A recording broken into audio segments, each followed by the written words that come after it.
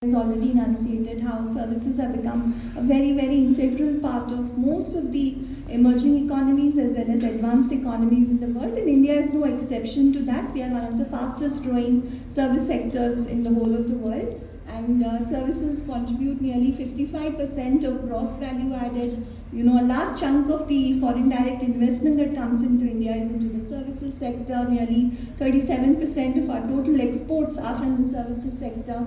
Similarly, imports.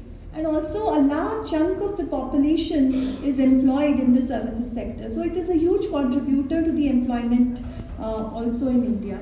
So what has happened in the Indian context is that we generally have a deficit on the goods side, and a large chunk of the deficit on the goods side is made up for the surplus on the services side.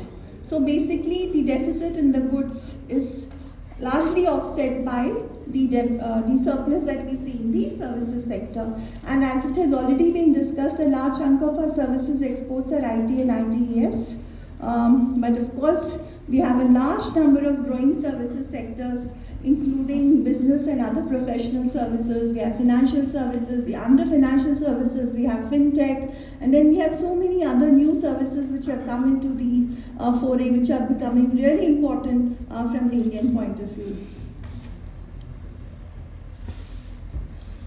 So, as per the WTO classification, there are about 12 core services sectors and 160 subsectors. I will not read out all of them. You can see on the screen they have business services, communication services, education, financial services, health, tourism, which is important from the Odisha perspective. Transport services are also important for the state of Odisha. And so basically India's strength, there are some winner sectors in services, and these are, as we have discussed, IT and IT services, other business services like management consulting services, health related services, medical value travel is really picking up in India.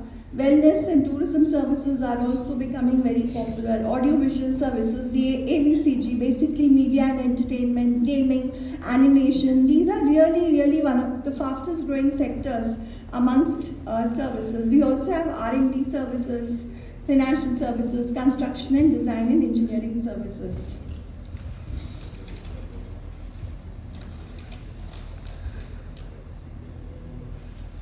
So if you see the modes, unlike trade inputs, services is a slightly different category in the sense that trade takes place through the 4 modes of supply under General Agreement on Trade and Services. So we have 4 modes. The first mode is the cross-border supply. The second mode is consumption abroad. Mode 3 is commercial presence, and mode 4 is movement of natural persons. And under mode 4, which is basically cross-border supply, that is where most of the trade is taking place, a user in a country receives services from abroad through the internet using telecom infrastructure or postal infrastructure. That becomes cross-border supply. Consumption abroad, people going to different countries to consume the services of that country, people coming to India for medical value travel. So that becomes consumption abroad. Commercial presence, nowadays you see many of the Indian education institutions are going abroad to set up their branches in those countries. For instance, MIT has gone and set up their organization in UAE. So this kind, when you go and set up in another country, that becomes consumption abroad. And then you have the fourth one, that is mode 4, the movement of natural persons, where most of the discussions around FTAs are centered, and basically Indian professionals going to offer their service to different countries. And you have examples of inter-corporate transferees, independent professional, employees of companies. All of that comes under mode 4. So, but please remember that mode 4 is temporary movement and it is not equivalent to immigration. So these are the 4 modes of supply, and I have given some examples also on the right hand side which you can see.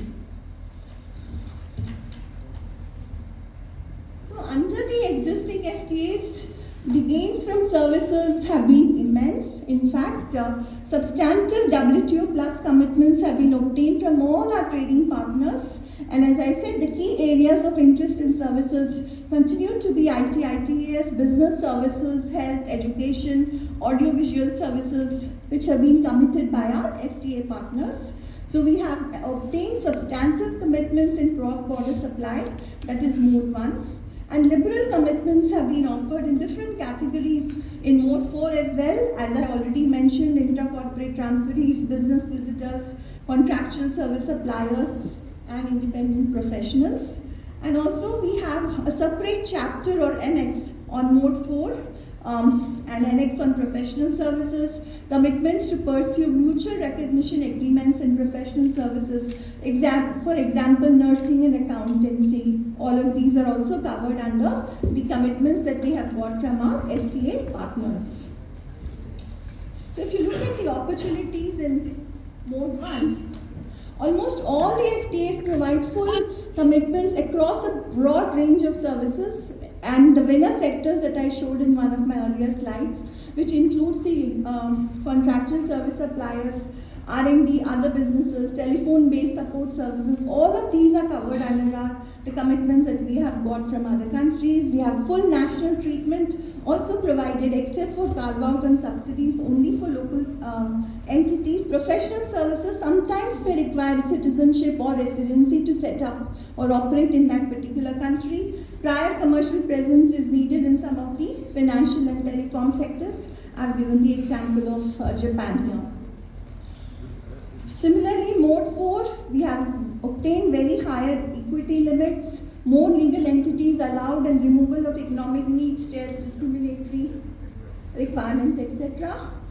For instance, countries like UAE, Japan, Mauritius, Korea, with whom we have these comprehensive economic partnership agreements, they have all committed 100% equity in diverse sectors like CRS, management consulting, R&D, and other business services, including architecture and engineering. In fact, with UAE, which is one of the most progressive and advanced agreements that we have, UAE has no local JV partnership requirement and allows 100% foreign-owned representative offices or branches. Similarly for Japan, Korea. So basically, services is being liberalized to a large extent, and we are free to or export our services to these countries. And this you can also see under Mode 4 in Australia, which has introduced the post-study work visa and holiday visa. Allows entry and temporary stay for professionals in Indian Indian yoga teachers, chefs, Indian cuisine, classical music and dance and English language. All these have free market access now with Australia. And Mauritius also recognized the Indian system of medicine and health services. Korea and Singapore FTAs also list out specific profession for entry into addition to the different categories that are given in their schedule of commitments. Now, from the Odisha point of view, tourism is extremely important. We always keep seeing the advertisement that Odisha is India's best kept secret, certainly so. And so if you look at tourism and travel related services, in India, Australia, it also under Mode 4 CSS is included for travel agency and tour operator services. In India, UAE, SEPA also.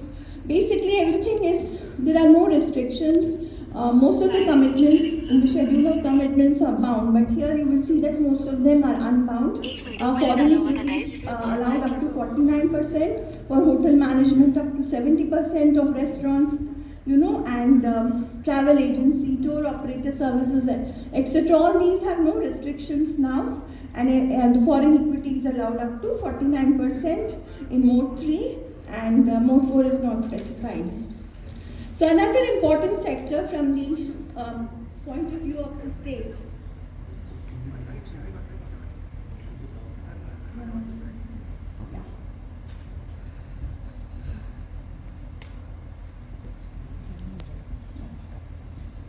I'm sorry.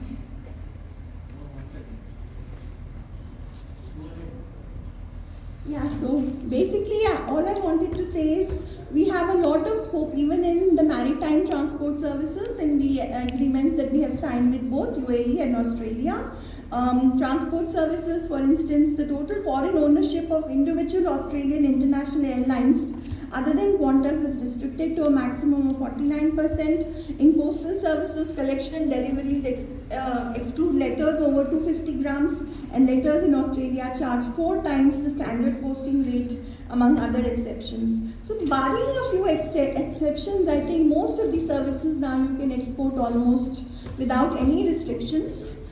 This is true even in the case of India UAE for postal and courier services, maritime transport services, and across modes in mode 1, 2, and also mode 3 to a large extent. And mode 4 also, it is unbound key personnel employed in relation to commercial presence, that is also unbound where there are no restrictions. So this is basically with regard to logistics.